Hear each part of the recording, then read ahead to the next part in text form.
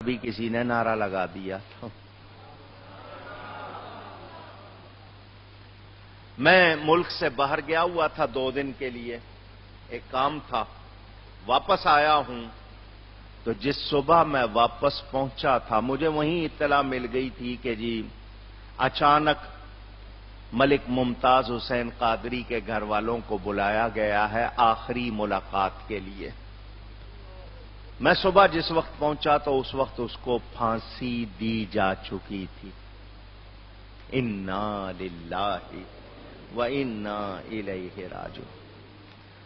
آپ کی حکومت کا پھانسی کا ایک طریقہ یہ صبح صبح کیوں دیتے ہیں؟ تاکہ باقی قیدی سوئے ہوئے ہوں، ان کے جاگتے ہوئے نہیں دیتے. یہ ان کا طریقہ ہے کہ صبح صبح دیتے ہیں منہ اندھیرے تاکہ باقی قیدی سوئے ہوئے ہوں، ان کو دیکھ کر اچانک خوش نہ لگے. 4 دن یا 6 دن پہلے نوٹس آتا ہے، گھر والوں کو ملوایا جاتا ہے، میڈیکل چیک اپ ہوتا ہے. یہ آپ کے ہاں ایک قانون ہے، مگر اس کے لیے اچانک 24 گھنٹے بھی نہیں گزارے اس کے گھر والوں کو پیغام دیا کہ اس کی طبیعت ٹھیک نہیں ہے، فوراً ملنے آؤ. تو گھر والے کہنے لگے طبیعت ٹھیک نہیں ہے تو اسپتال لے کے جاؤ. جیل کیوں لے کے جا رہے ہو؟ وہ جیل میں لے گئے. وہ 3 گھنٹے تک اپنے گھر والوں سے ملا ہے اور وہ گھر والے پریشان تھے، وہ مسکرا رہا تھا.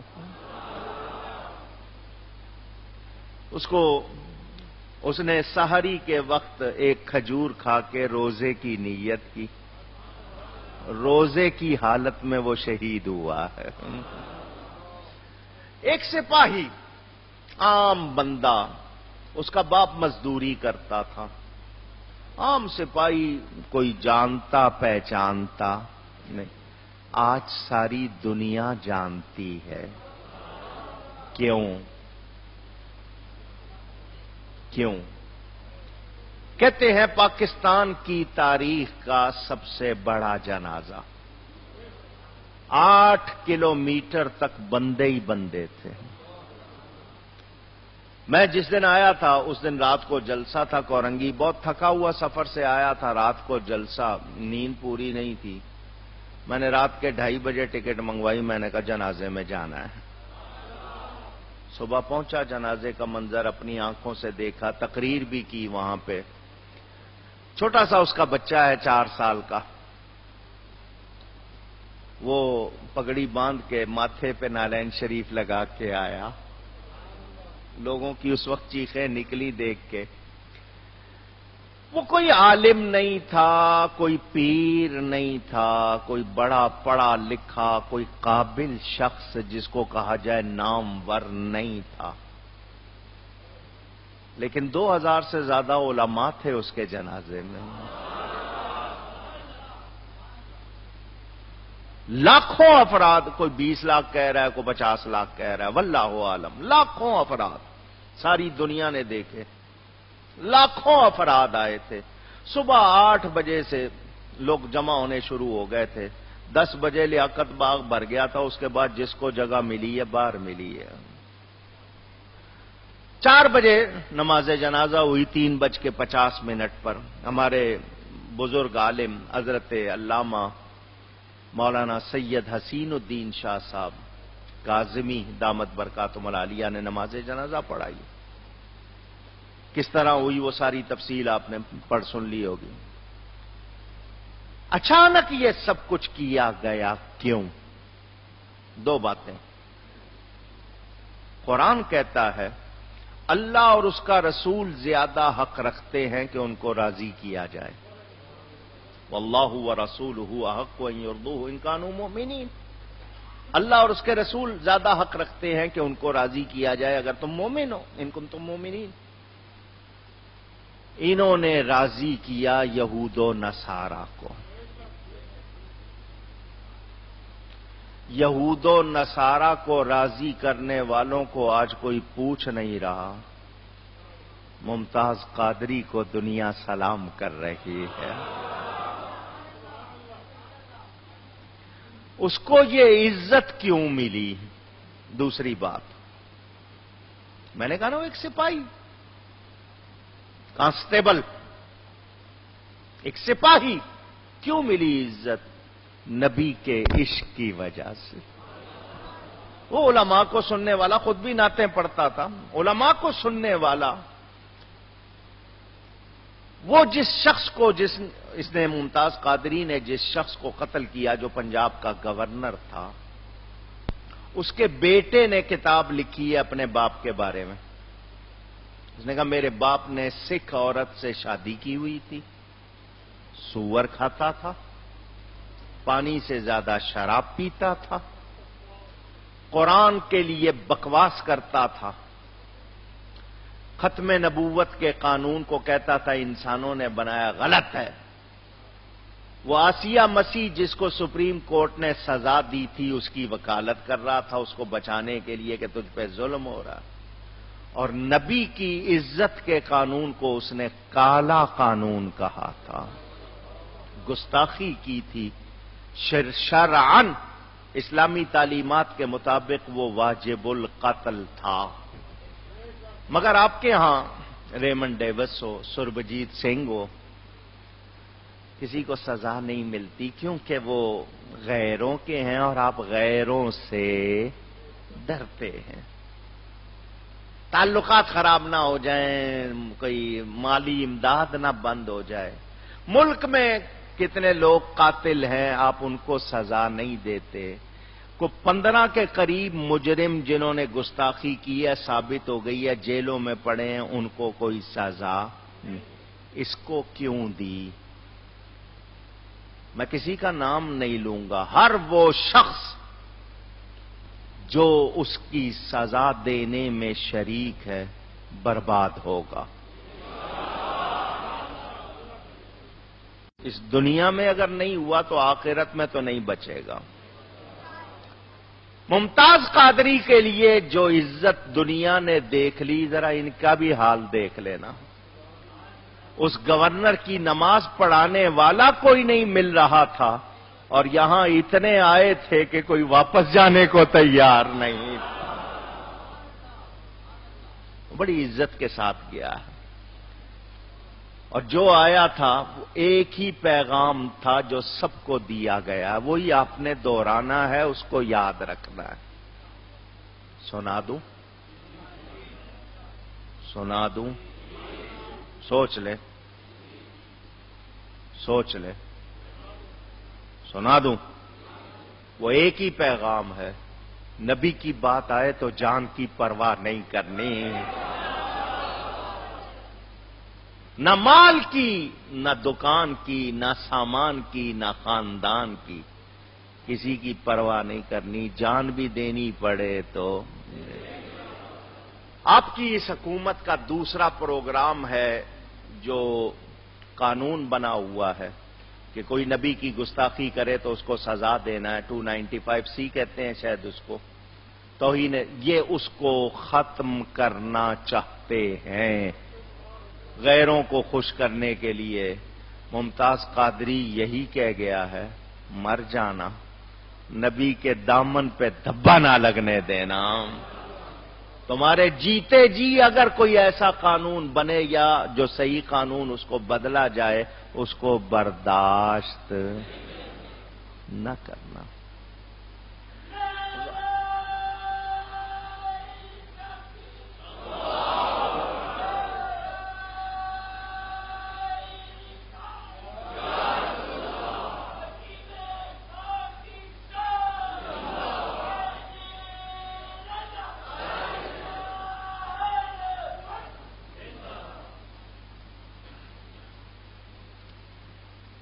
سارا ہجوم درود و سلام پڑھ رہا تھا۔ کچھ لوگوں نے حکومت مخالف نعرے لگائے، کچھ لوگ کہہ رہے تھے جی پارلیمنٹ ہاؤس لے جاؤ، جنازہ وہاں لے جاؤ، گھیراؤ کرو۔ میں نے کہا کیا کرو گے گھیراؤ کر کے بھائی؟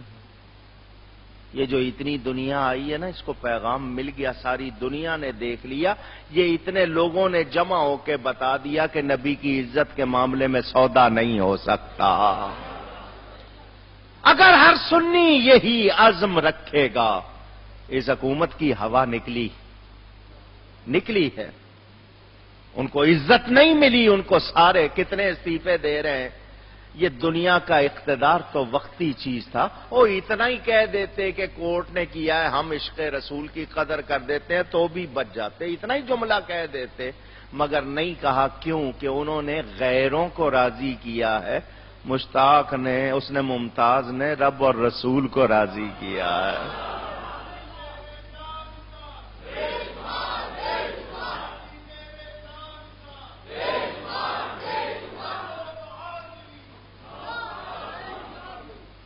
صرف نعرے نہیں لگانے، کام کرنا ہے. وہاں سب نعرے لگا رہے تھے، یہی جو یہاں آپ نے لگائے وہاں بھی لگے. بڑی عزت کے ساتھ اس کو دفنایا گیا. اب پورے ملک میں وہ سید، بڑے بڑے پیر ہیں، ساری زندگی اس کو کبھی دیکھا نہ سنا. میں نے مولانا حسین الدین شاہ صاحب سے پوچھا، میں نے کہا کبھی ملا؟ کہنے لگے نہیں. میں نے کہا آپ 90 سال کی عمر میں اس کے لیے تکلیف کے باوجود اٹھ کے آئے. کہنے لگے پتہ نہیں تمہیں اس کو کتنا درجہ ملا ہے. نبی کے نام پر قربان ہوا ہے، اسی لیے عزت ملی ہے. تو عزت چاہیے، سلامتی چاہیے، تو نبی کی عزت کے معاملے میں کبھی کسی کو جرأت کرنی نہیں.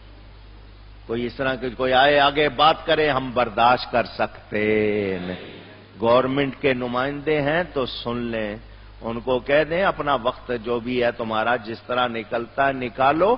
اگر عشق رسول، تعظیم رسول کے بارے میں کوئی ہلکی بات کی، وہاں تو 8 کلومیٹر تھا. یہ پورا ملک سنیوں سے بھرا ہوا ہے، ہر شخص ممتاز قادری بن جائے گا.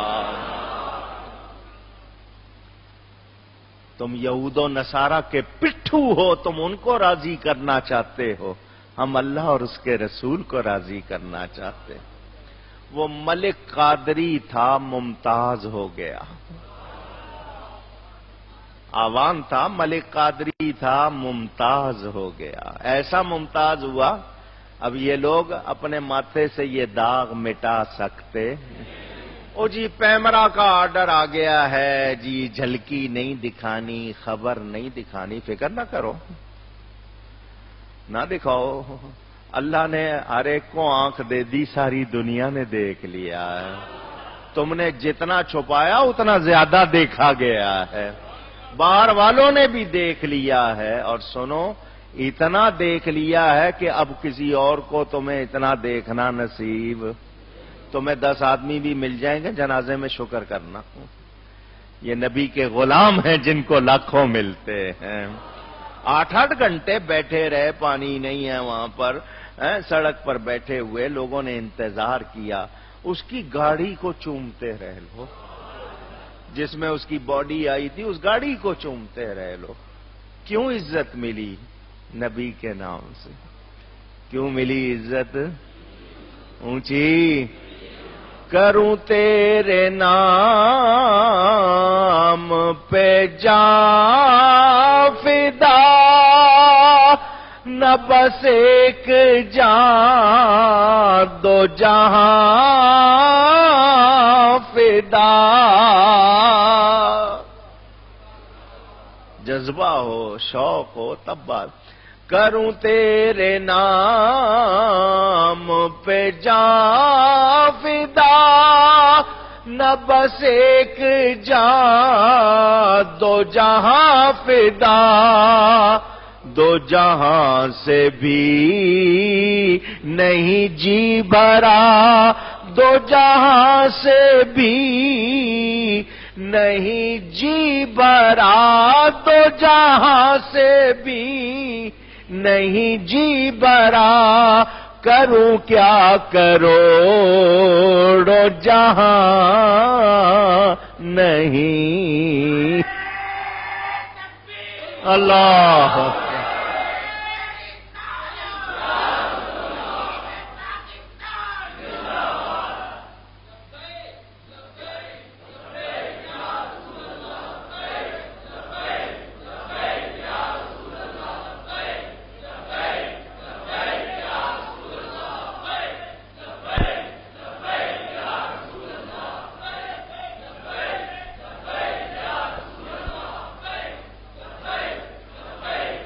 صلی اللہ علیہ وسلم. یا رسول اللہ کہا کرو تو دروشی بھی پڑھ لیا کرو صلی اللہ علیہ وسلم. وہ انگریز کی کورٹ تھی جس نے غازی علم دین کے خلاف سزا سنائی تھی. تحریک پاکستان کے قائد اعظم محمد علی جناح وکیل بنے تھے. اگر گستاخ رسول کو مارنا جرم ہے تو پھر قائد اعظم پر بھی مقدمہ چلاؤ. گستاخ رسول کو مارنا اگر جرم ہے تو پھر قائد اعظم پر بھی مقدمہ چلاؤ کہ وہ اس کے وکیل کیوں بنے. قائد اعظم ملنے گئے تھے غازی علم دین کو جیل میں. یہ انگریز کی کورٹ ہے، ہمیں انگریز کے طریقے معلوم ہے. تو ایک مرتبہ کہہ دے تو نے نہیں مارا، میں تجھے چھڑوا لوں گا. خود کہہ رہے ہیں اس کو. اس نے کہا قائد اعظم میری محنت برباد نہ کرو، میں نے گناہ نہیں کیا، میں نے نیکی کی ہے، میری محنت برباد ہو جائے گی ایسا کرنے سے. علامہ اقبال جیسا شخص اسمبلی میں اس کے لیے لڑ رہا ہے. تو اگر گستاخ رسول کو مارنا جرم ہے تو ایک جملہ کہنے لگا ہوں، میں تو سوچ کے کہہ رہا ہوں، آپ سوچ کے جواب دینا. گستاخ رسول کو اگر مارنا جرم ہے تو ہر سنی یہ جرم کرے گا.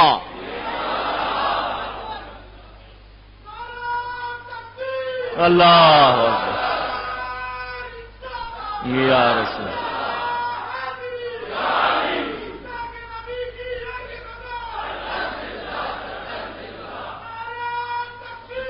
اللہ.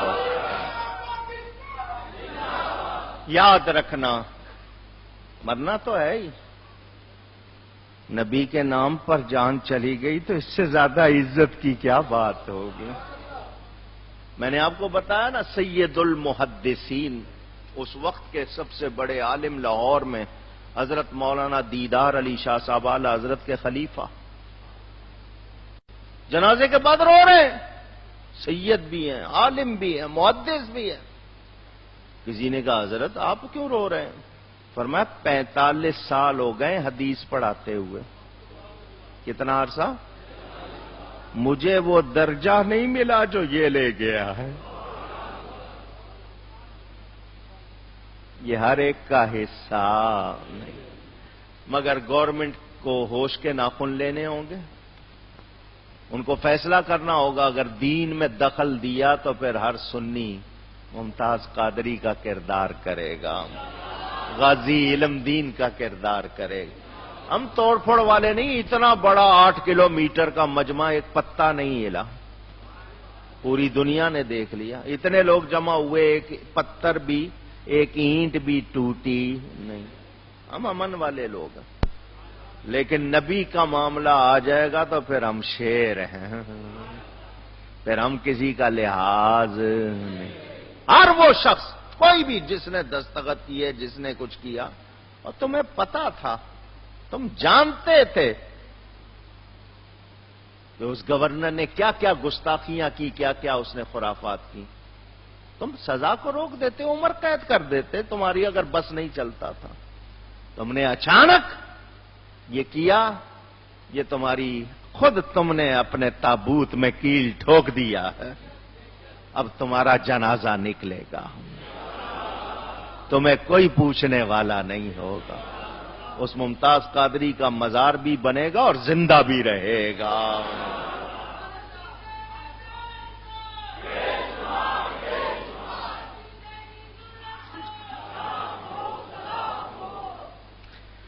اللہ تعالی اس کے درجات بلند فرمائے. اور یہ جو بیداری وہ دے گیا ہے، وہ کہتے ہیں نا غازی تیرے خون سے انقلاب آئے گا، تو وہ اس کا خون اب رنگ لائے گا انشاءاللہ. اب اس ملک میں کسی کو نبی کے خلاف بات کرنے کی جرت نہیں ہونی چاہیے. اور دوسرے بھی آ گئے جو خود گستاخیاں کرتے ہیں، وہ بھی پہنچ گئے ٹھیکیدار بن کے. تو سن لیں، وہ ان کو بھی کان ہو جانے چاہیے. سنی اب جاگ رہے ہیں اور اللہ ان کو جگائے رکھے.